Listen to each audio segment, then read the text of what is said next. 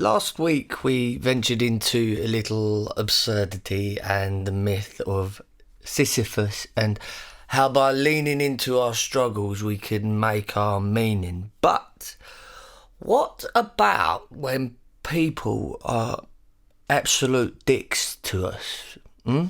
What do you do with those absurd memories which haunt you nightly about getting your head kicked in or bullied? And what about all those nasty words spat at you that seem to cut your very soul? I mean, it seems almost trendy to talk about forgiveness as the answer. Maybe, look. But what if there is another way? I'd like to share with you a short tale adapted from the introduction of The Elden Tree, Romany Language and Law by Michael Hoadley, which changed my thinking on this and did me good. It's the story of an old gypsy and a young lad. We'll call it the gypsy and the boy. Right. Are you sitting comfortably? Once, there was a young lad who was incredibly sad and bruised because he'd been bullied by some lads, a bit older, from the village school, singled out because he was different, odd kid. At the same time, Alejandro, a Basque gypsy, pitched up his tan in the field behind the young boy's house on his way to the Appleby Horse Fair.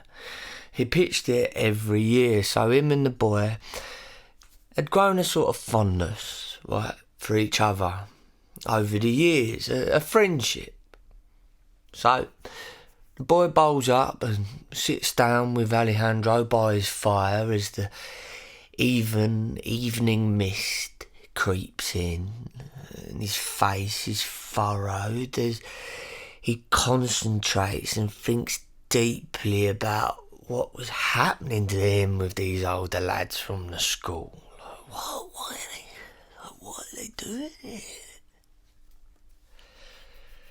They sat in silence for a while until the boy suddenly broke the silence and said, "Do you believe in forgiveness, Alejandro?" "Depends," he said. But he looked at the boy's face, and knowing how he was a deep thinker, he sussed that this was not a simple question and did not deserve a simple answer.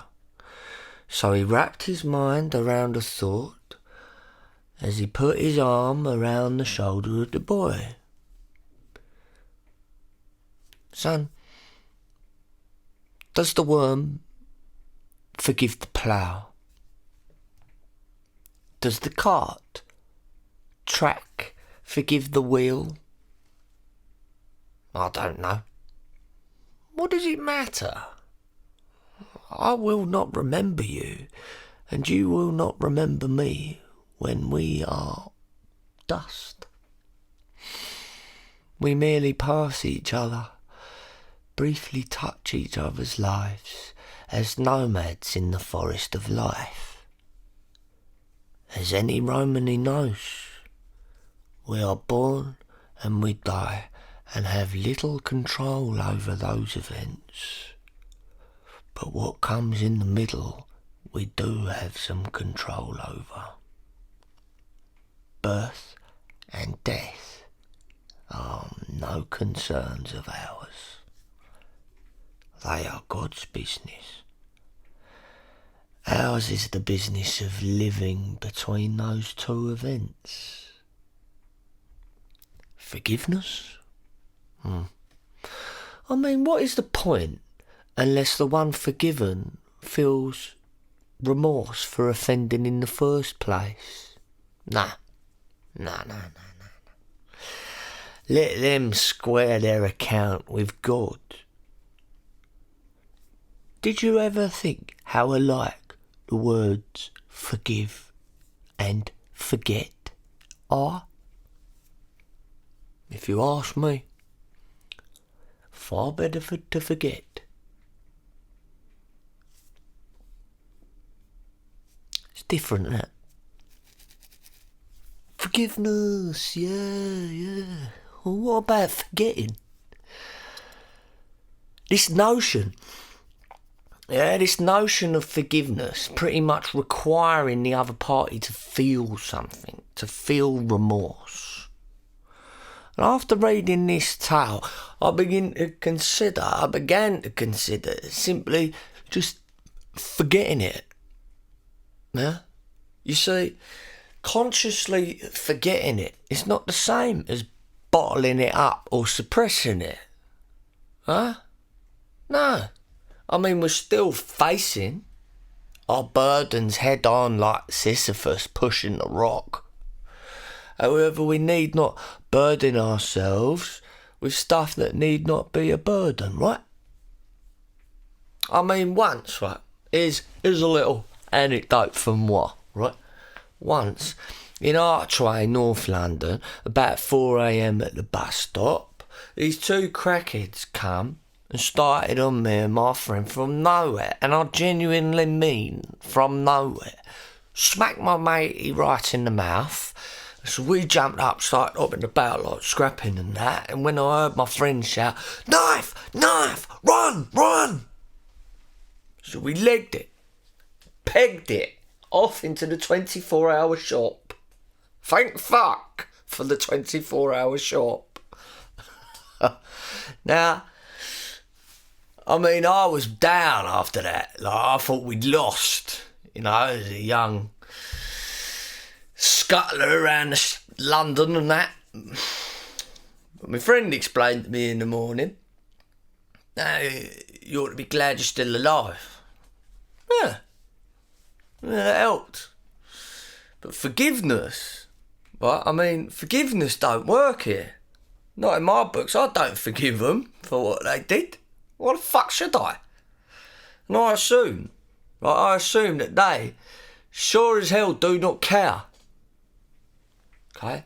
It happened, and then it was over. And if I'm never going to see them again, and I'm assuming that they don't even fucking care, they went, however their interesting lives were tumbling, then how can there be forgiveness? How can that exist?